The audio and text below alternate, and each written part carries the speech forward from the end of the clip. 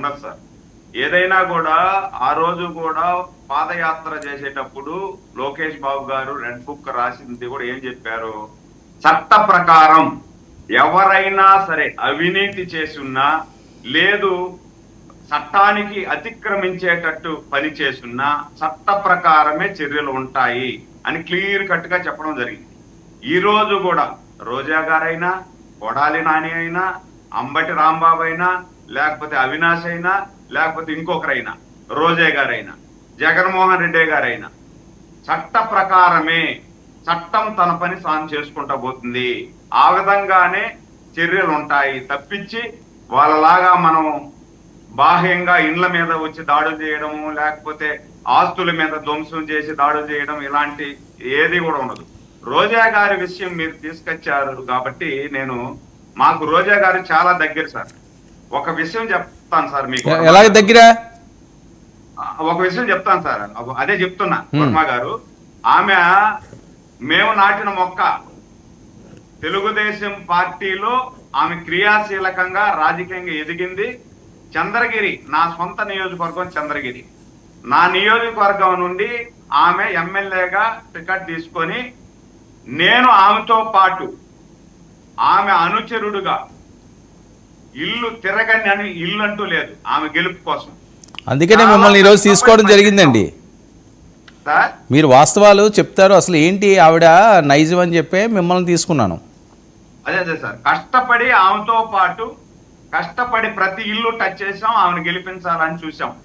దురదృష్టవశాత్తు అప్పుడు రాజశేఖర రెడ్డి గారి వేవులో తెలుగుదేశం పార్టీ ఓడిపోయింది. రాజశేఖర రెడ్డి గారు ముఖ్యమంత్రి అయ్యారు. వెంటనే ఈమె ప్లేట్ ఫిరాయించి రాజశేఖర రెడ్డి గారి దగ్గర చేరిపోయింది. మేమేమో ఆమెను నమ్ముకొని కాళ్ళల్లో చెప్పులు అరిగేలాగా తిరిగాము. ఎక్కడ కూడా మమ్మల్ని పట్టించుకుని పాపాన పోలా. సరే, కట్ చేస్తే మేము తెలుగుదేశం పార్టీలో చేరాం.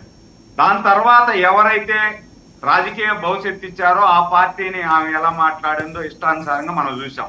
సరే, ఓకే, రేపు అధికారంలోకి వచ్చింది. దాని తర్వాత ఆమె అదృష్టం మంత్రి అయ్యారు. మేము కూడా సంతోషించాం. ఎందుకంటే ఒకప్పుడు ఆమె అనుచరుడుగా ఆమె బాగుండాలి అని కోరుకునేవాడిగా మేము కూడా సంతోషించాం.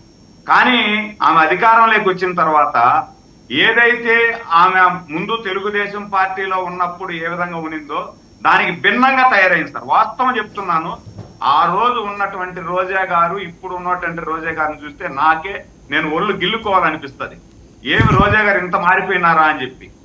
దాని తర్వాత మాకు 13 కిలోమీటర్ డిస్టెన్స్ సార్ వడమాలపేట, అంటే అది నగిరి నియోజకవర్గం వస్తుంది. వడమాలపేట అని 13-14 కిలోమీటర్ డిస్టెన్స్ ఉంటుంది. అక్కడ ఏపీఐఐసికి ఈమె ఏపీఐఐసి చైర్మన్ గా ఉండేటప్పుడు భూములు కేటాయించారు. ఆ భూములు కేటాయించేటప్పుడు అక్కడ ఉన్నటువంటి రైతాంగం అందరూ కూడా వ్యతిరేకించారు, ఈ భూములు ఇవ్వకూడదు అని చెప్పి. కానీ వాళ్ళని ఎవరిని పట్టించుకోకుండా దాంట్లోనే చాలా 100 కోట్లు చేతులు మారాయి అని చెప్పి మొన్న ఆమెకి ఏదైతే ఆమెకి దగ్గరగా ఉన్నటువంటి జడ్పీటీసీలు 2, ఎంపీటీసీలు 8 మంది సొంత పార్టీకి జగన్మోహన్ రెడ్డి గారి దగ్గర పోయి కలిసి రోజా గారికి టికెట్ ఇస్తే మీరు ఎప్పుడైతే రాజశేఖర రెడ్డి గారి చనిపోయినప్పుడు పాదయాత్ర చేశారో ఆ రోజుతోనే మేము మీతో కలిసి ఉన్నాం. రోజా గారికి టికెట్ ఇస్తే మేము పార్టీకి పనిచేయం, మా ఆస్తులను నాశనం చేసింది అని చెప్పి క్లియర్ గా చెప్పారు. కానీ వినకపోయేపాటికి వాళ్ళు తెలుగుదేశంలో జాయిన్ అయ్యారు. రోజా గారు కట్ చేస్తే ఓడిపోయారు. ఇది ఒక పక్కన పెడదాం. ఇప్పుడు ఆడుదాం ఆంధ్రాలో ఆడే వాళ్ళే లేరు సార్. అక్కడ ఈ మాత్రం ఆడుతుంది. ఆడుదాం ఆంధ్రాలో ఒక్క రోజా గారు మాత్రమే ఆడుతారు, ఆడేవాళ్ళు ఎవరులే. దాంట్లో దాదాపు నాకు తెలిసి 100 కోట్ల అవినీతి జరిగింది సార్. ఆడేవాళ్ళు లేని ఆంధ్రాలో ఊరికే వీళ్ళ పబ్లిసిటీ కోసం పబ్లిసిటీ స్టంట్ కోసం 100 కోట్ల అవినీతి చేసేసారు. ఇది పక్కన పెడదాం. ఈరోజు ప్రపంచ దేశాలన్నీ కూడా తిరుమల వైపు చూస్తుంటాయి. ప్రపంచ ఆధ్యాత్మిక క్షేత్రం తిరుమల తిరుపతి. తిరుమలలో ఎవరైనా మాకు దగ్గర కాబట్టి దాదాపు ఇప్పుడు కర్ణాటక నుండి తమిళనాడు నుండి ఎంతో మంది పాపం భక్తులు నడిచి పాదయాత్రకు వచ్చి ఒక్క క్షణం పాటు దర్శనం చేసుకున్నాము, స్వామివారి దర్శనం అనేసి వస్తూ ఉంటారు. ఇలాంటి వాళ్ళని పక్కన పెట్టి ఈమె సులాభం కోసం కర్ణాటకకు తమిళనాడుకు దగ్గరగా ఉంది కాబట్టి అక్కడి నుండే వీళ్ళు ఈ ఏపీ టూరిజం అంటే ఆంధ్రాలో ఏపీ టూరిజం ఎట్లా వీళ్ళు తమిళనాడు కర్ణాటక టికెట్లకు మాత్రం ఏపీ టూరిజానికి అప్పచెప్పి 3,500 టికెట్ల పర్ డే అంటే వీళ్ళ కమిషన్ ఎంత సార్? వీళ్ళ కమిషన్ అంటే దాంట్లో కూడా నిజంగా భక్తులు అక్కడ నుండి బస్ ఎక్కి వచ్చి దర్శనం చేసుకుంటారంటే అది కూడా లేదు సార్. మీకు దీంట్లో ఇంకో గమ్మత్తు ఉంది. బస్ ఎక్కి వచ్చి దర్శనం చేసుకునేది ఏముండదు. ఇప్పుడు తిరుపతికి వచ్చిన వాళ్ళు లేకపోతే తిరుపతిలో ఉండే వాళ్ళు ఏం చేస్తారంటే ఇక్కడ బయట నుండి ఎవరైనా దర్శనానికి రావాలనుకుంటే వాళ్ళ టికెట్ కొన్నట్టు టికెట్ కొట్టించేస్తారు అక్కడ.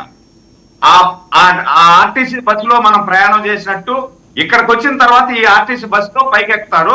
పైకి ఎక్కి నేరుగా మన కొండ మీద ఈ బస్ స్టాండ్ ఉంటుంది, లింక్ బస్ స్టాండ్ అని అంటారు ఒకటి.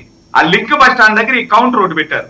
ఆ కౌంటర్ లో పోయేసి టికెట్ చూపించి టికెట్ తీసుకొని 300 టికెట్ తీసుకొని వెళ్ళిపోమంటారు. ఇది ఒక పక్క 300 టికెట్ తీసుకొని వెళ్ళిపోమని ఎవరికి చెప్తారంటే ఇక్కడ ఎవరో దర్శనం కోసం వచ్చి ఉంటారే ఓకే. అంటే మీ అంచనా ప్రకారం కోట్లలోనే జరిగిందా? మీ అంచనా ప్రకారం కోట్లలోనే జరిగింది అవినీతి? అదే సార్, ఒక మనిషి దగ్గర 3,000 రూపాయలు తీసుకుంటారు సార్. 300 దర్శనానికి ఒక మనిషి దగ్గర 3,000 రూపాయలు తీసుకొని వీళ్ళు దర్శనం చేపిస్తారు. అంటే బస్సు రాను పోను ఫుడ్ ఇవన్నీ లెక్క చూపించి 1,000 రూపాయలు చెప్తారు సార్. కానీ ఇక్కడ మనుషులు వస్తే కదా ఫుడ్ పెట్టేదానికి, ఫుడ్ పెట్టేది కూడా ఉండదు. మీరు ఇది జాగ్రత్తగా గమనించాలి సార్. వర్మ గారు ప్యానల్లో ఉన్నటువంటి వాళ్ళు కూడా గమనించాలా. ఇప్పుడు బస్సులో 100 మంది ప్రయాణం చేస్తే ఈ 100 మందికి టిఫిన్ ఫుడ్ అనేది కూడా ఆ బస్ టికెట్ లో యాడ్ చేస్తారు. కానీ బస్సులో కాదు కదా వీళ్ళు, ఇక్కడ టికెట్ బ్లాక్ లో అమ్మేస్తున్నారు. కానీ వీళ్ళు ఫుడ్ ఇవన్నీ అనేసి చెప్పి ఆ ఫుడ్ డబ్బులు కూడా